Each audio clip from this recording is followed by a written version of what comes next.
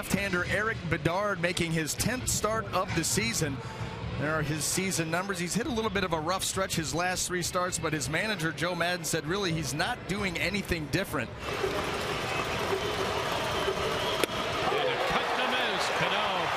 Misses the fastball. Smokes had a little issue with a quad recently.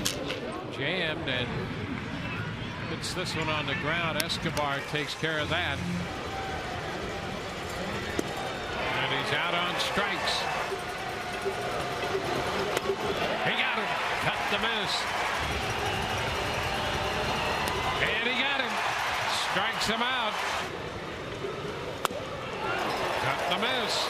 Did not come through. Yeah. There's a strike.